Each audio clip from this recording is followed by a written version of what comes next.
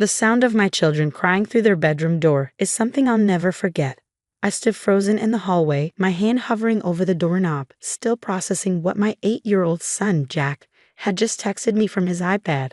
Aunt Melissa locked us in. Please come home. My name is Sarah Parker, and I never thought I'd have to rush home from the pharmacy to rescue my own children from their aunt. The irony wasn't lost on me. I had only stepped out for 20 minutes to get more party supplies for the family gathering she had insisted on hosting at our house. Let us out. Emma, my 6-year-old daughter, was sobbing. We'll be good, we promise. I tried the handle, but Melissa had done more than just lock it. She'd wedged a chair under the doorknob. Through the door, I could hear the party continuing downstairs, laughter and music drifting up as if nothing was wrong. As if my sister-in-law hadn't just imprisoned my children in their own home. Mommy's here. I called through the door, trying to keep my voice steady. I'm going to get you out. Just give me a minute. I could hear them both sniffling, trying to be brave. The security camera notification had popped up on my phone just as I was checking out at the pharmacy. At first, I couldn't make sense of what I was seeing.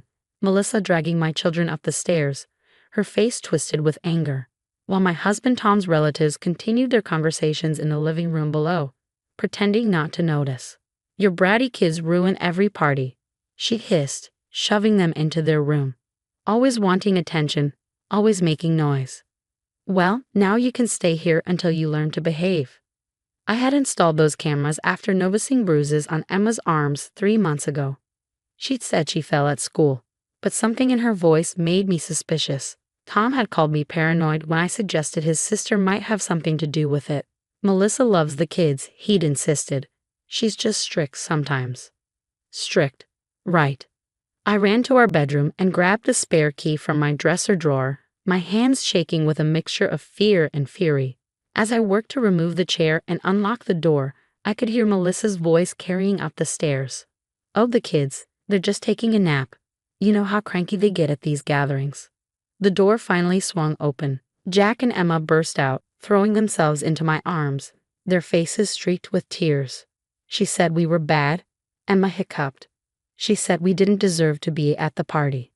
We weren't even doing anything wrong, Jack added, his voice trembling. We were just playing with our cousins in a corner like you told us to. I held them close, breathing in their familiar scents, trying to calm my racing heart. You did nothing wrong, I assured them. Nothing at all. Over their heads, I could see my phone continuing to record through the hallway camera. Every moment, every word captured in high definition. The sound of footsteps on the stairs made us all tense. Sarah? Melissa's voice called out, fake sweetness dripping from every syllable. When did you get back? I was just coming to check on the children. I turned to face her as she reached the top of the stairs, her perfect hostess smile faltering slightly when she saw the open door and my protective stance in front of my kids. Funny, I said, my voice ice cold. I thought they were taking a nap. She recovered quickly, smoothing her designer dress. Oh, they were so overexcited. I thought they needed some quiet time. You know how children can be at these events. Yes, I replied. I do know how children can be. I also know how security cameras work. The color drained from her face. Security cameras? I pulled out my phone, turning it so she could see the footage still playing. Her dragging my children upstairs, her cruel words, the chair against the door.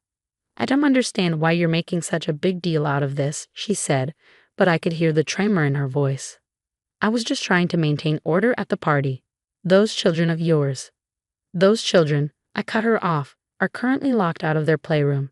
Care to explain why? Her eyes darted to the playroom door, then back to me. I have no idea what you're talking about. But I did. The security footage had shown her sneaking boxes out of that room earlier in the day while I was setting up for the party. I had checked the cameras when Jack's text came through. The playroom door was locked, and based on the timestamps, she'd been making trips up there throughout the afternoon. Sarah, Tom's voice called from downstairs. Is everything okay up there? I looked at Melissa, whose smugness had been replaced by something close to fear. No, I called back, never taking my eyes off my sister-in-law. Everything is not okay, and I think it's time we found out exactly what Aunt Melissa's been hiding in the playroom. The party was about to take an interesting turn, and for once my sister-in-law wouldn't be controlling the narrative. As Tom's footsteps started up the stairs, I held my phone tighter, the security footage still recording. Whatever came next, I had proof of how it started, and I had a feeling we were about to discover why Melissa had really wanted my children out of sight. Tom reached the top of the stairs, his face flushed from the party drinks. "What's going on?" Melissa said the kids were napping. His eyes fell on Jack and Emma, still tear-stained and clinging to my legs.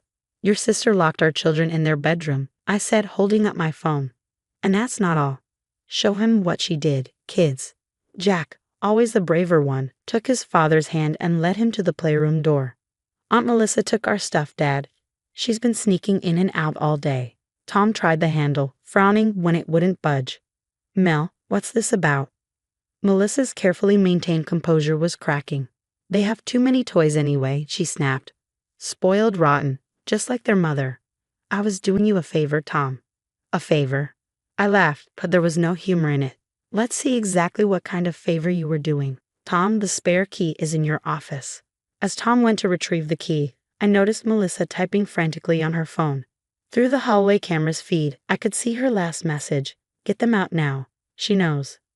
"Who are you texting, Melissa?" I asked. Just as Tom returned with the key, she jumped, nearly dropping her phone. The key turned with a click that seemed to echo through the hallway. As Tom pushed the door open, I kept my camera recording. What we saw made my blood run cold. The playroom was almost empty. The kids' expensive toys, their gaming consoles, even Emma's beloved dollhouse that my mother had given her before she passed, were all gone. But it wasn't just the missing items that made me gasp. The room had clearly been used as a staging area for an online resale operation. Shipping labels were scattered across the floor. A laptop sat open on the window seat, displaying multiple online marketplace accounts. And in a corner, a stack of receipts caught my eye. Sales records for items I recognized as belonging to my children. "Oh my God," Tom breathed, picking up one of the receipts. "Melissa, these are dated from months ago. How long have you been doing this?" "You don't understand," Melissa said, her voice rising. "David lost his job. We needed the money. These kids have everything while my children make do with hand-me-downs. It's not fair." I scrolled through my phone, pulling up older security footage. There it was, Melissa sneaking in and out of the playroom over the past 3 months, always when she thought no one was watching. The bruises on Emma's arms suddenly made horrible sense. She must have caught her aunt in the act. "Emma," I said gently, "did Aunt Melissa hurt you when you saw her taking your toys?" Emma buried her face in my side, but nodded. She said if I told anyone, she'd make sure Daddy sent us away like he did with Mom's old cat. Tom's face went white. "You threatened my daughter. Your own niece." "Oh please," Melissa scoffed, but her voice was shaking. "She's exaggerating. I barely touched her. Besides, you've always said they need to learn about the real world, Tom. That they shouldn't be so materialistic." "The real world?" I cut in. "You mean the world where you steal from children and sell their belongings to cover up your husband's gambling debts?" Melissa's head snapped up. "What are you talking about?" I pulled out a folded paper from my pocket, an email I printed after discovering the first suspicious footage. David's former boss sent this to warn me. Apparently, he's been stealing from his company to cover betting losses. When they caught him, he claimed he could pay it back because his wife had a thriving online business. The sounds of the party drifted up from downstairs, creating a surreal backdrop to the scene unfolding in the playroom. Through the window, I saw a car pulling up. David's car. He must have gotten Melissa's text. "Those toys were worth thousands," I continued. "The dollhouse alone was a collector's piece." "But it wasn't just about the money, was it? You've always resented my children, always tried to make them feel less than yours." "They needed to learn their place," Melissa suddenly shouted, her calm facade completely crumbling. "Always showing off their new things, making my kids feel bad. You with your perfect job, your perfect house, taking my brother away from his real family." "Mom," Jack's voice was small but steady, "I have something to show you." He pulled up his iPad, opening his photos. There was Melissa, caught on his tablet's camera weeks ago, speaking into her phone. "Yeah, the stuff is legit. Rich brothers' kids, they get all the best things. Trust me, no one will know where it came from." Melissa lunged for the iPad, but Tom caught her arm. "Don't you dare touch him," he growled. "Don't you ever touch my children again." Heavy footsteps pounded up the stairs. David burst in, out of breath. "Mel, we need to go. Now, the buyers are asking questions about the merchandise." "The buyers?" Tom asked, his grip tightening on Melissa's arm. "You mean the people you've been selling my children's stolen belongings to?" David's face went from red to white as he took in the scene. The empty playroom, the shipping labels, his wife caught quite literally red-handed. I heard more footsteps on the stairs, party guests drawn by the commotion. Perfect timing. "I've already called the police," I said calmly, watching Melissa and David's faces drain of color. "They're very interested in this little operation you've been running, especially since some of those buyers reported receiving fake branded items." "That's fraud, isn't it?" "You wouldn't," Melissa whispered. "We're family." "Family?" I held up my phone, showing the footage of her locking my crying children in their room. "Family doesn't do this. Family doesn't steal, threaten, and abuse children. But you're right about one thing. They do have too many things. So let's see what the police have to say about where all those things went." The sound of sirens in the distance made David stumble backward. Melissa's composure finally shattered completely as she sank to the floor, mascara running down her face. Tom turned to the growing crowd of relatives in the doorway. "Party's over," he said firmly. "I think we all need to have a family meeting about what's been happening under our noses." I pulled my children close, watching as their aunt and uncle realized their perfect scheme was falling apart. The security cameras were still recording, capturing every moment of their downfall. Sometimes the best revenge isn't about getting even.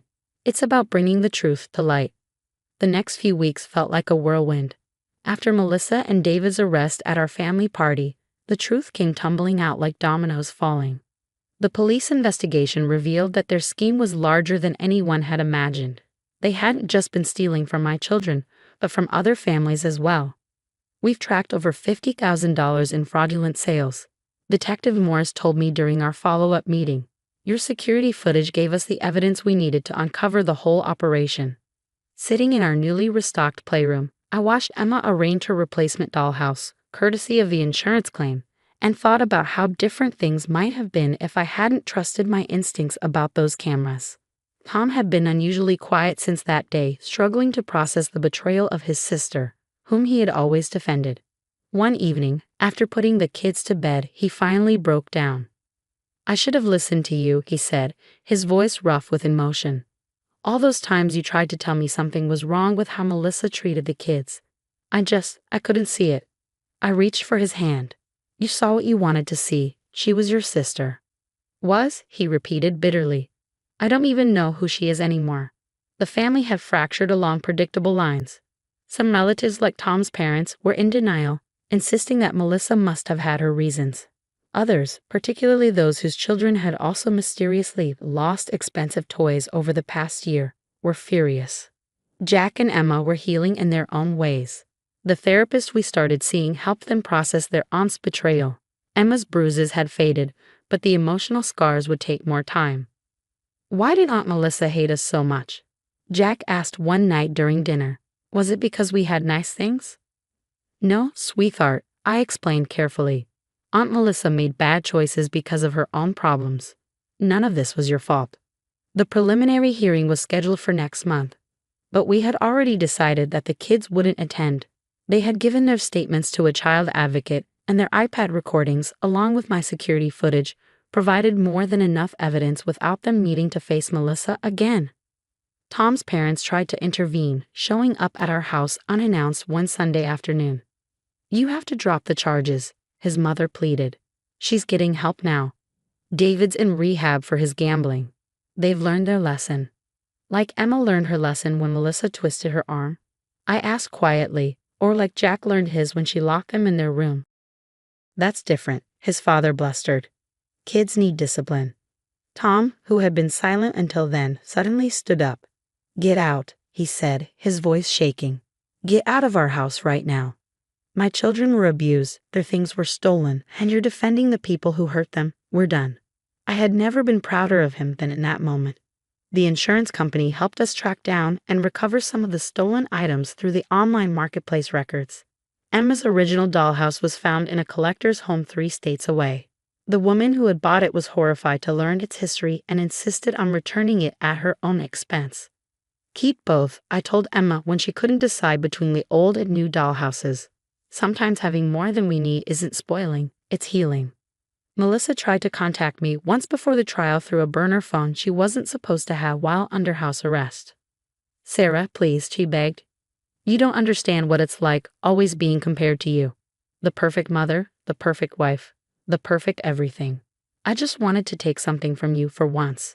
You didn't take from me, I replied. You took from innocent children, your own family, and now you have to live with that. I hung up and blocked the number. The security cameras stayed up, but now they captured different moments.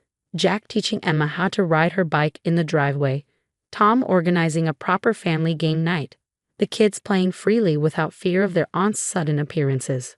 One evening, I found Jack adding password protection to his iPad. Just in case, he said with a wisdom no 9-year-old should have to possess. But, Mom, thanks for believing us, even before you had proof. I hugged him tight, reminded once again that our children often see and understand more than we realize. The final surprise came in an unexpected form. A letter from David's former boss.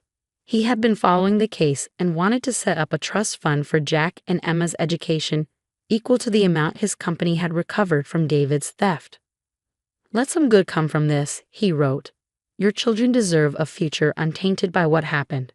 Tom and I decided to tell the kids about the trust fund when they're older. For now, it's enough that they're healing, playing, and learning to trust again.